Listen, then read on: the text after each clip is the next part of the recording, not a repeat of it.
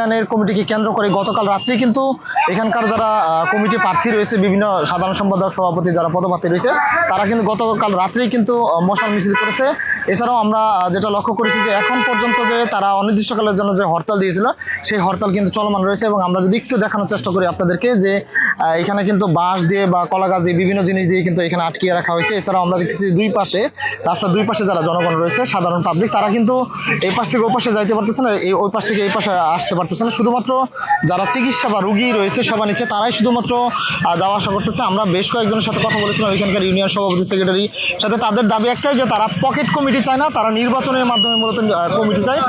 আজকে সকাল থেকেই তাদের নির্বাচনের মাধ্যমে মূলত কমিটি দেওয়ার কথা ছিল, কিন্তু জেলার যে ঊর্ধ্বতন যারা নেতাকর্মী রয়েছে, তারা কিন্তু রাত 11টার দিকে তাদেরকে হোয়াটসঅ্যাপে মেসেজ দিয়ে বলা হয় যে মূলত কমিটি স্থগিত করা হয়েছে, অর্থাৎ তারা একটা পকেট কমিটি দিতে চাচ্ছে, এমনটাই কিন্তু জানিয়েছে। এর ফলে কিন্তু এখানে যারা যাত্রী রয়েছে তারা কিন্তু বেশ দুর্ভোগে পড়েছে। এবং আমরা দেখছি যে যানবাহন যেগুলো, এগুলো কিন্তু চলাচল করতে পারতেছে না।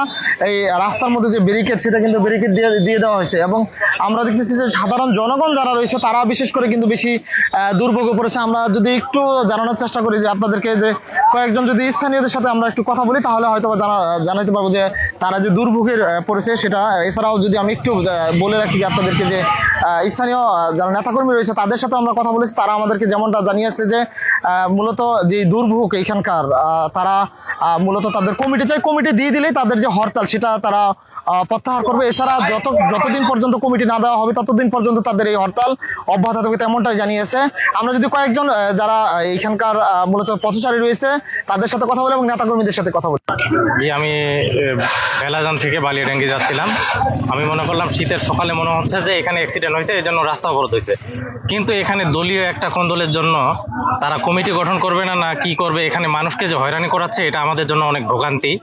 এবং ঢাকার থেকে আপনার অনেক দূর থেকে জার্নি করে যাত্রীগুলো আসতেছে, তাদেরকে এভাবে হয়রানি করানো আসলে এই দলীয় কোন্দলের জন্য আমাদের ঠিক হয়নি।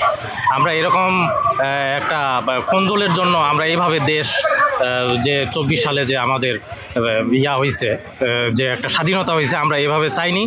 তাদের কোন্দল তারা কিভাবে করবে, মানুষ যেন শান্তিতে বসবাস করতে পারে বাংলাদেশে, সেটাই আমাদের কাম্য। আমি মোহাম্মদ আবু বকর সিদ্দিক সরকার, আমি একজন সহকারী শিক্ষক। আমাদের 5 নং দোষ ইউনিয়ন উপজেলা দ্বিবার্ষিক সম্মেলন আমাদের শুরু হয়েছে।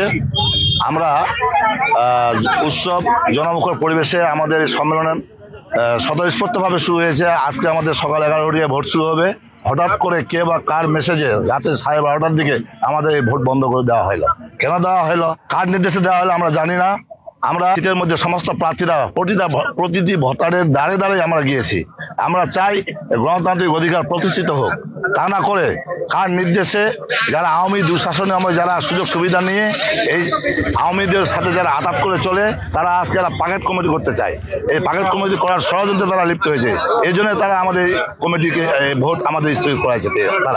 তারা কেন স্থগিত করাইছে, এটার জন্য আমি তীব্র নিন্দা জানাই, তীব্র প্রতিবাদ জানাই।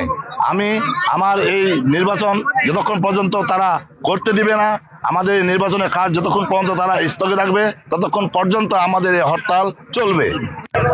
না, আমরা 5 নং দোষ ইউনিয়নের 2 বার্ষিক নির্বাচন করার জন্য সম্পূর্ণ কার্যক্রম প্রস্তুতি শুরু হয়েছিল এবং আজকে 1 তারিখে ভোট হওয়ার কথা ছিল। কিন্তু হঠাৎ করে আমরা জানতে পারলাম, আমরা নির্বাচন ক্যাম্পেইন সারে আসে দেখি বালিয়াডাঙ্গি থানা উপজেলা কমিটি আমাদেরকে বলতেছে যে ভোট এখন স্থগিত করা হলো। কী কারণে স্থগিত করা হলো এটা আমাদেরকে এখনো জানা হয়নি। এখন জেলা কমিটির কাছে আমাদের দাবি যে ভোটটা যেন আমাদের চালু হয়, এটাই আমাদের প্রত্যাশা।